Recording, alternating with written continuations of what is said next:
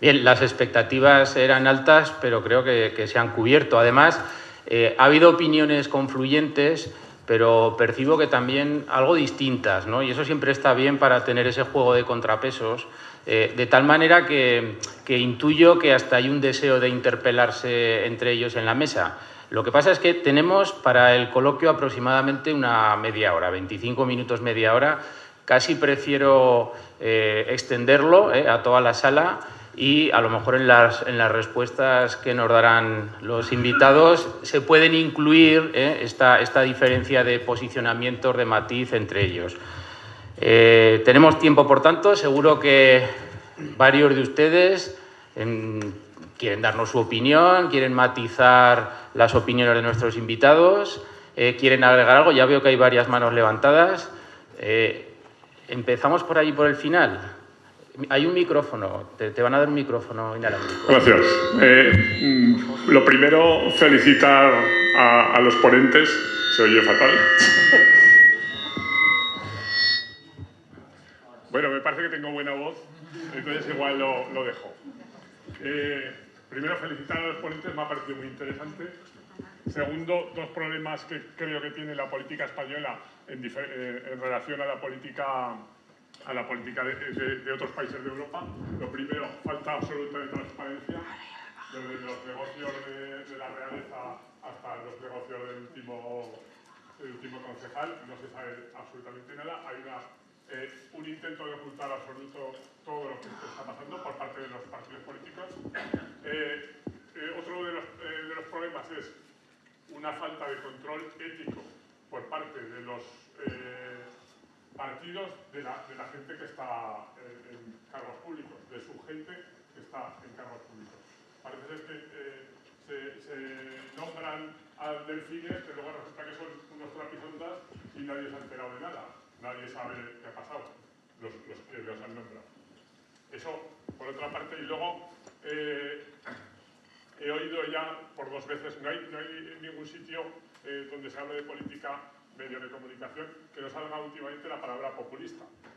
A mí me resulta curioso, ya sabemos todos de quién hablamos, de quién se habla cuando se habla de populismo. Yo no soy de ningún partido, que conste. A mí me resulta que veo, si vemos lo que han dicho los partidos políticos, los programas del PP o del PSOE, resulta que han dicho lo que queremos oír, en la definición que ha dicho Kim, de populista, han dicho lo que queremos oír y nos han dicho que ellos eran como nosotros. Entonces, creo que si hay una definición de populista, podrían entrar perfectamente PP y PSOE. En el fondo creo que es una descalificación que deberíamos evitar, porque siempre sale, y creo que nadie hasta ahora ha definido correctamente lo que es populismo. Creo que simplemente se aplica cuando interesa. Si os parece, como hay varias solicitudes de palabra, agrupamos dos o tres y luego respondemos conjuntamente. Sí, por ahí, por favor. Sí, usted, sí. El micrófono.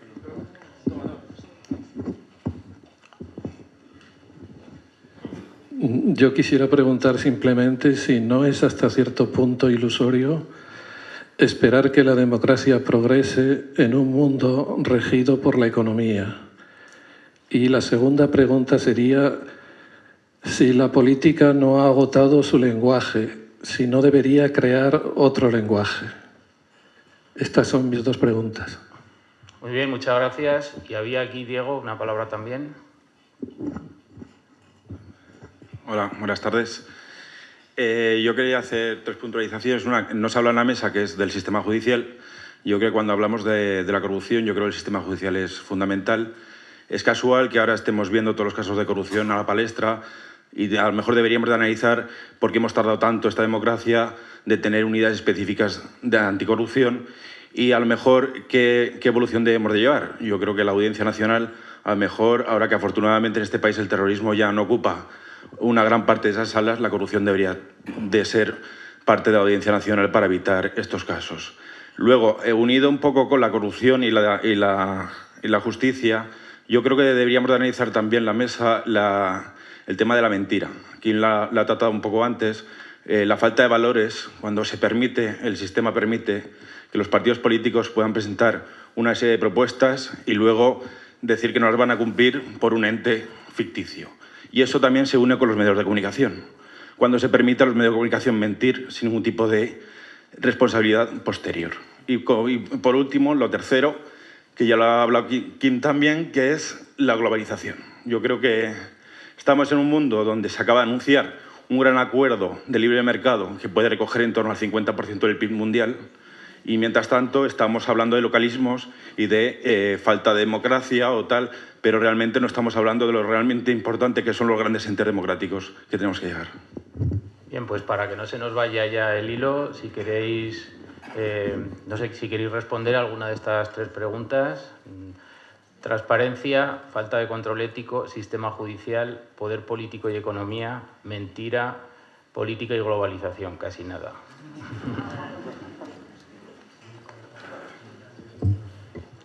Sí, si queréis aprovechamos un turno los cuatro. Vale, yo, vamos, sí, también no voy a responder a todo porque tengo esa capacidad. Solo algunas cosas que me suscitan, vamos, interés, porque sé un poquito más de ellas, ¿no? Y también así aprovechaba un poco respecto a la intervención de Miquel Iturbe. O sea, no conocía la división entre el mundo digital y analógico, no me refería a los medios de comunicación, sino que me refería a la sociedad. Es la sociedad la que ha cambiado. Es decir, que la sociedad se ha dividido en dos. Es verdad que correlaciona bastante bien con la forma de informarse. Es decir, que las mayores de 55 años es un mundo más analógico, que se informan por medios más tradicionales, y la gente menor de 55 años se está informando ya mayoritariamente de otra forma, ¿no? Seguramente los medios tradicionales están, digamos, acoplando a ese nuevo mundo. Es verdad que entre que se inventó la imprenta y surgió el primer periódico, creo que pasaron unos 300 años. O sea, que entre que se ha inventado Internet y tengamos los medios de comunicación digitales, pues va a pasar un poco de tiempo. Es decir, que esto va un poquito para largo, ¿no? Estamos experimentando con lo que va a ser. Y luego, lo que la sociedad ha cambiado y es más cooperativa y más solidaria, aparte de que están las encuestas, es decir, que eso aparece mucho en los datos, y que es producto un poco de la situación dramática por la que está pasando la gente. Es decir, que la crisis económica está haciendo que la gente tenga que buscar bienes en algún sitio que ya no sea el mercado, porque el mercado pues a veces es inaccesible para mucha gente porque no tienen renta suficiente. Es algo que, vamos, me consta que está preocupando mucho a las grandes empresas. Es decir, las grandes empresas están viendo cómo su mercado se está reduciendo porque la gente está empezando a agruparse. Es decir, lo cuento, vamos, como anécdota. Algunos se reirá porque sabe que ahora es mi tema de conversación, pero pertenezco a una asociación de padres de partos múltiples, es decir, de gente que tiene varios hijos a la vez, y el fin de semana pasado hacían el mercadillo anual. Bueno, pues aquello era como el Corte Inglés, solo que por padres que tienen gemelos, trillizos y no sé cuántos hijos más, que van a vender de segunda mano cosas que usas muy poco. Y se hacían un polideportivo enorme en Madrid, y había gente casi de toda España para comprar cosas por muy bajo precio, porque al final es que todo vale bastante dinero y la gente ahora mismo lo está pasando muy mal. Y esas necesidades están generando nuevos mercados y nuevas formas de asociarse y de cooperar, y eso las redes sociales lo están fomentando, porque al final te pones en contacto con otra gente que tiene el mismo problema que tú a través de las redes, que antes tenía que haberlo hecho por carta. Es decir, que esa nueva sociedad está surgiendo, ¿no? Entonces, yo creo que tenemos que estar un poco atentos a eso. Entonces, enlazo con lo que decía el primero que quería responder, populismo. Yo sí que se parto del punto de vista que el populismo consiste en decir lo que la gente quiere escuchar. Yo sí que lo comparto. Y me explico, porque mi concepción de la política es distinta a esa. Cuento como anécdota, hace unas semanas estaba en Asturias debatiendo con Carolina Vescansa, que imagino que muchos sabéis quién es, sobre estas cosas, ¿no? Entonces, el público, que era gente mayor, era sociedad analógica, eran muchos miembros de UGT, en cierto momento le dijeron, ¿pero nos puedes decir cuál es el proyecto de Podemos sobre el carbón? Y la respuesta de Carolina Vescansa fue, lo que digan los círculos. ¿Cómo que lo que digan los círculos?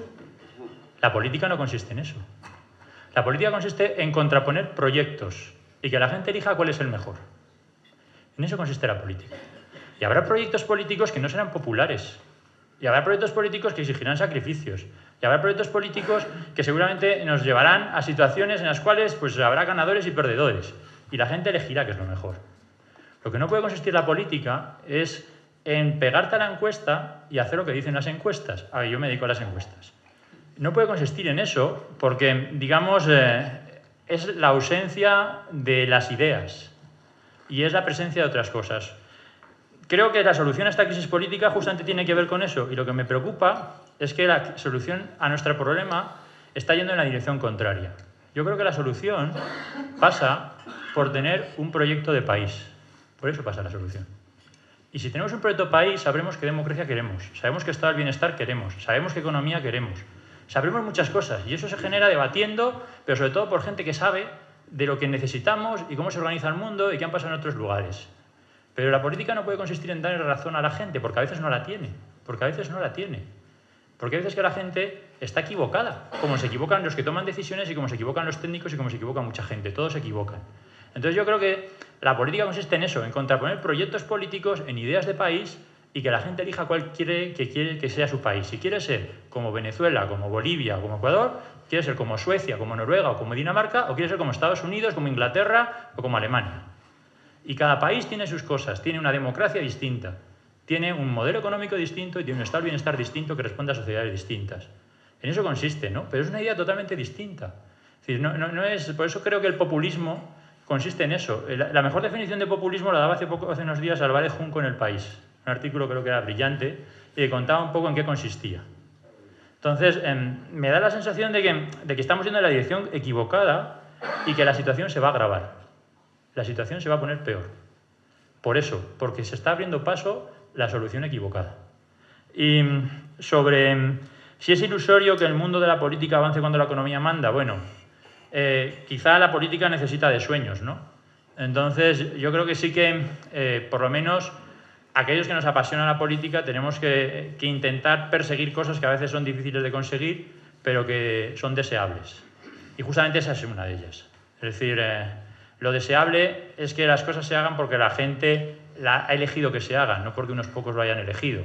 Entonces, en eso consiste la democracia. Yo creo que la única forma de que el poder político vuelva a tener poder es si las instituciones, digamos, para que vota la gente, toman de nuevo su poder. Lo que no es normal es que uno sea presidente de un gobierno, se vaya a Europa y obedezca y vuelva y nos cuente lo que le han dicho. Eso no es normal, porque esa persona tiene capacidad de llegar a ese lugar y exponer cuál es su idea de país. Y decirle a sus amigos europeos, miren, es que lo que me están diciendo no es correcto, porque yo quiero hacer en mi país esto y esto y esto. O sea que se puede hacer y creo que es deseable y que consiste primero que las instituciones hagan lo que tienen que hacer y los parlamentos están hechos para legislar, para tomar decisiones y los parlamentos tienen mucha capacidad para eso. Los políticos están hechos para exponer modelos y proyectos y defenderlos en el foro donde hay que defenderlos y eso es posible. Lo que pasa es que han hecho dejación de sus funciones y en muchas ocasiones se han dedicado a refrendar lo que venía de fuera. Pero yo creo que sí que es posible y no creo que es algo ilusorio, ¿no? Y de hecho, y eso me engarza con lo último, es verdad que la globalización reduce mucho el margen de maniobra. Es decir, es verdad que la globalización hace que las políticas económicas ya no sean iguales, porque si tú haces políticas de estímulo y de demanda, mucho de ese estímulo económico se va al exterior y por lo tanto te dedicas a hacer crecimiento económico no solo en tu país, sino también en los países vecinos que son los que se benefician de eso. Es decir, que es verdad que la globalización reduce mucho eso, pero es curioso, viendo datos y haciendo correlaciones, que seguramente si alguien me quiere provocar me dirá, bueno, son correlaciones espurias, pero es curioso que los países más igualitarios, los países donde las democracias funcionan mejor, donde hay menos corrupción, donde hay más transparencia, son los países más abiertos, con economías más abiertas. Y eso es el centro y el norte de Europa. Es curioso que justamente donde el mundo funciona mejor es donde hay más globalización. Entonces, algo debe pasar en esos países que han sido capaces de compaginar democracia, igualdad, estado del bienestar, transparencia, poca corrupción con globalización. Yo creo que algo han hecho bien y seguramente tendremos que mirar esos modelos para ver qué es lo que han hecho bien. Es ahora precisamente cuando el estado del bienestar tenía que demostrar su fortaleza. Ahora. Y esas redes de solidaridad bien establecidas y normalizadas que garantizaban nuestro modelo ahora se muestran fracasadas. Y hoy actúa desgraciadamente la caridad.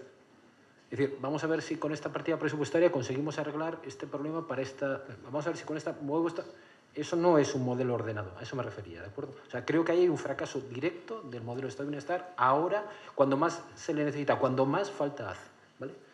Que lógicamente pueden existir voluntades menores, voluntades sostenidas en la red y que permiten nuevos flujos de comercio, nuevos flujos de intercambio, por supuesto que sí, porque de alguna forma la necesidad aprieta y eso es obvio que se produce como tal, ¿no? Pero bueno, insistía más en lo que era el modelo genérico, eso por un lado. Dos, a mí esta convulsión ordenada me gusta. O sea, yo creo que es bueno lo que nos está pasando. Me explico.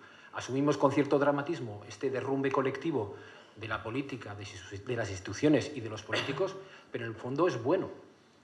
porque durante todos estos años de transición se ha estado solicitando de forma ordenada que era necesario cambiar, que había llegado el momento de cambiar y nadie quería cambiar. Me viene a la cabeza en este momento un especial Constitución que nosotros en Heraldo hicimos hace ya 10 años, donde hablábamos de las reformas constitucionales. Y recuerdo que aquel especial, es que la gente no está con esto. Es decir, en realidad la gente sí estaba ya con esto. O sea, la gente sí que estaba demandando que nuestro modelo salido de la transición tuviera una evolución normalizada, progresiva y ordenada. Y lo que ha ocurrido es que eso no se ha producido. O sea, no se ha producido hasta que ha llegado esta convulsión ordenada. Hasta que hoy nos planteamos, por ejemplo, que es necesario controlar los viajes de nuestros diputados y senadores. Y eso se produce de un día para otro. Ayer miércoles. Es que yo vivo un día antes con el periódico. Sí. Bueno, ayer. El presidente del Congreso de los Diputados dice que no es necesario establecer ningún tipo de control sobre los viajes de diputados y senadores, diputados en este caso, pero hoy ya dice que sí. ¿Por qué? Pues gracias a una presión que se ejerce de forma mucho más veloz y gracias también a la presión directa de los medios de comunicación. ¿Los medios de comunicación mentimos? Hombre, yo no. Yo no. Lo tengo muy claro. Yo no. Me puedo equivocar y me puedo equivocar reiteradamente. Y yo también pediría una cosa. Una cosa son los medios, mal llamados nacionales, que yo prefiero llamar medios de Madrid, que hablan de Madrid y sus circunstancias y asumen la realidad madrileña, que por extensión no es la realidad nacional. No es la realidad nacional. Y se ve perfectamente cuando se dibujan problemas como el catalán o problemas como el vasco o el problema aragonés, donde yo tengo confirmado que una noticia que salta en Aragón hasta los 2 o 3 días no salta a los medios madrileños, no salta, porque los canales no son inversos. No pasa. O sea, eso es una realidad. O asuntos tan importantes de escándalos que se están viendo en la comunidad que, lógicamente, no tienen ninguna referencia a los medios de comunicación de Madrid por múltiples intereses. Pero bueno, ¿a dónde voy? Yo no miento, me puedo equivocar. Los medios, efectivamente, no somos fiables. Muchas veces, efectivamente, cuando nos enfrentamos a esta realidad ante un juzgado, se nos exime atendiendo a nuestra voluntad de fiabilidad, a nuestra voluntad de verosimilitud. Y ahí nos sostenemos, Pero, evidentemente, que nos equivocamos, por descontado, nos equivocamos. Que tenemos que mejorar, Pero también os quiero decir que las dificultades reales, diarias, para la obtención de información son muchas y variadas. No penséis que los medios de comunicación campamos con libertad absoluta por los despachos de las instituciones, ni que tenemos un acceso directo, fácil, a las fuentes de información. Todo lo contrario. Si hay una cosa que nosotros hemos notado en los últimos meses, años, es una dificultad creciente y mayor para poder acceder a la información. Yo lo comparo muchas veces con el número real de redactores, que hable de mi periódico, de local que hay en la redacción del Heraldo, que en muchos casos es sensiblemente inferior a las redacciones que pueden existir en ciertas instituciones públicas o que pueden existir en ciertas empresas públicas. Es decir, hay más gente al otro lado que en mi lado. Y eso, lógicamente, genera múltiples dificultades. Pero insisto, ¿miedo a esta convulsión ordenada? Creo que no. Creo que hay que aprovechar la ola. Para cambiar y establecer criterios que permitan mejorar. La cuestión es cómo nos ordenamos. Es decir, cómo los partidos políticos, que creo que en este momento han perdido nuestra confianza, básicamente porque nos hemos dado cuenta de que defendían sus intereses privados convirtiéndolos en intereses públicos. Creo que ese es el debate, que convertían sus intereses privados y los convertían en intereses públicos. Creo que lo importante es ver cómo eso se le da vuelta, se le da marcha atrás y volvemos a tener un sistema más o menos ordenado y, sobre todo, creíble.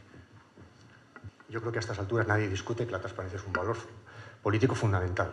No estamos en esa discusión de que tenemos que avanzar. Yo creo que eso está ganado ya por la ciudadanía, gracias a los medios, etc. Y el ejemplo que has puesto tú de ayer pues lo muestra claramente. Si alguien se protege sin ser capaz de justificarlo, pierde. Pero, al mismo tiempo, a mí me gusta llamar la atención siempre sobre los efectos secundarios, sobre la cosa no tan clara, y yo tengo algunas reservas porque creo que hay una cierta histeria. Estamos en un momento histérico en relación con la transparencia. Repito, no quiero impugnar la transparencia, todo lo contrario, pero sí advertir de algunas cosas, ¿no? El ejemplo que os ponía antes, los medios de comunicación y la gente estamos leyendo, lo sabemos todo acerca del uso que se ha hecho de determinadas tarjetas opacas. Hasta lo que valía el vino. Hay un análisis bueno que nosotros conozcamos, nosotros ciudadanos, sobre por qué ha habido que rescatar ciertas instituciones bancarias en España. ¿Qué cosas se han hecho mal? Yo no lo conozco. Creo que no lo hay. Eso no lo sabe la gente. Y ese es el gran problema. De lo que se trata, cuando hablamos de transparencia, de lo que se trata no es de soltar documentos, sino de hacer inteligible a la gente la política para que pueda tomar las buenas decisiones. Hacer inteligible es algo muy distinto de soltar documentos. Wikileaks fue, 250.000 documentos al ciberespacio. No vale para nada. ¿Qué es lo que pasa con Wikileaks? Que llegan 4 o 5 periódicos de referencia, meten en un sótano a 10 periodistas cada uno y se ponen a sacar lo poco que vale, porque la mayor parte de las conversaciones de los diplomáticos son estúpidas, como era lógico. Incluso hay una parte de una cierta necesidad de opacidad, ¿no? Hay ciertas cosas que solo funcionan bien en política si son poco transparentes. Pongo 2 ejemplos. Yo vivía en Italia cuando ganó la izquierda y acabó gobernando la derecha. Ganó la izquierda, como pasa muchas veces, gana la izquierda y entonces el PD y Grillo se ponen a negociar. Y Grillo dice, si yo me pongo a negociar, todo por streaming. Ya entendimos que aquello no iba a acabar en un gobierno. No, por streaming no se puede hacer una negociación. Segunda idea, hay un efecto perverso de esta transparencia exagerada y sin racionalidad que ha consistido en una cosa instintiva, y es que, si os fijáis, los políticos han acartonado sus discursos. Y en este momento, yo lo dije en el Congreso de los Diputados, cuando comparecí en la comisión que habla de la transparencia, si ustedes no nos están mintiendo, es que no dicen nada. Es decir, el tipo de discurso del político está hecho para no incurrir en ningún error, lo cual lo hace aburridísimo. Y solamente dicen algo interesante cuando el micrófono está abierto. Y no se han dado cuenta, ¿no? Entonces hay libertad y entendemos que le ha llamado a fulanito, porque eso es lo que piensa de él. Y no, hombre, es una gran persona, homenajes y tal. Bueno. Y luego, tercera idea sobre la transparencia. No lo puedo explicar mucho, pero en fin, lo enuncio simplemente. Ojo con que nos convirtamos, nosotros ciudadanos, en un público espectador. Porque la idea de transparencia es una parte del proceso político, que es ver, tiene que ver con la vista, pero hay otra parte que tiene que ver con el hablar, hay otra parte que tiene que ver con el escuchar, y otra parte que tiene que ver con el hacer y con el participar. Y creo que el énfasis en la transparencia como el gran valor tiene enfrente a un ciudadano que está viendo la televisión, despotricando, no implicándose. Y yo creo que eso es un mal efecto secundario. Bueno, respecto del populismo, yo no sé a quién te refieres. Porque el populismo, primero, sobre populismo hay... Ah, vale. Yo llevo muchos años hablando de... Vale. Yo llevo muchos años hablando de populismo y he escrito cosas sobre el populismo y he leído cosas... Pero hasta ahora en España no se había hablado de populismo. Bueno, vale, yo he hablado en Euskadi, que no es España, no sé. Vale. Es una broma, sí. Vamos a ver, yo creo que el populismo, como decía Rousseau de la razón, está muy bien extendido. Hay populismos en todos los partidos, hay dimensiones populistas en todos los partidos, en la izquierda y en la derecha. La UPyD y Izquierda Unida, por poner ejemplos concretos, estaban preparando una pira, como dice mi amigo, una de las grandes cabezas de este país, un diputado socialista, José Andrés Torres Mora, decía, UPyD y Izquierda Unida estaban preparando la pira en la que iban a quemar a la casta, porque ya hablaban ellos de la casta, y de repente se han encontrado con que ellos van a ir a la pira. Lo cual es una tremenda injusticia, ¿no? No sé, yo haría una representación, yo metería en la pira unos cuantos de cada partido, ¿no? O a tiempo parcial, o les quemaría un brazo y tal, porque creo que está bastante repartido. Entonces, un par de cosillas de esto. Mira, vamos a ver. Angela Merkel, cuando hace lo que hace, que ha sido muy duro, ha sido una populista. Angela Merkel lo que ha hecho es asegurarse la reelección en Alemania a costa de no asumir ningún riesgo a largo plazo por motivos de consolidación de la integración europea. Eso es un populismo. Juncker decía... Bueno, por cierto, esto no lo hubiera hecho Kohl, por poner otro ejemplo de derechas, que puso los misiles Piercings contra hablabas tú de la valentía contra la población, contra su población. Y ahora mismo la población se lo agradece vivamente, porque eso está en el origen de un deterioro de la Unión Soviética y del bloque del Este, etc. Juncker decía hace tiempo, cuando estaba en su paraíso fiscal, decía, el problema es que los políticos, esta frase tan repetida, ¿no? Los políticos sabemos lo que hay que hacer, pero no sabemos cómo ganar las elecciones si hacemos lo que hay que hacer. Ese es el dilema. Por tanto, yo no hablo de Podemos, hablo de todos. O sea, creo que esto es un dilema estructural.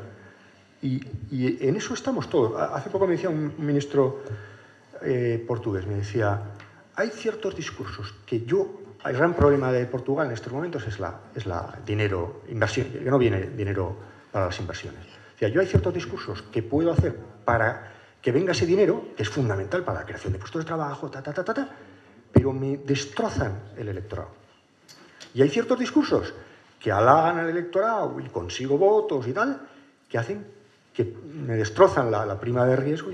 Ese es el drama. No es un problema de tener o no coleta, es un problema de que el mundo está estructurado muy mal, y nos aboca a esas decisiones trágicas. Y por último, hace unos años me explicaba Bersani, el anterior presidente del PD antes de Renzi, un viejo comunista, así tradicional, no sé cómo llamarlo, no sé si de la casta, de la élite extractiva, de no sé qué, ¿no? Bueno, inteligente, en cualquier caso me decía, yo me empeñé en que en Italia el nuevo partido, este nuevo partido que ha integrado a toda la izquierda socialdemócrata y antiguos comunistas, se llamara partido, porque la gente no quería llamarlo otra cosa.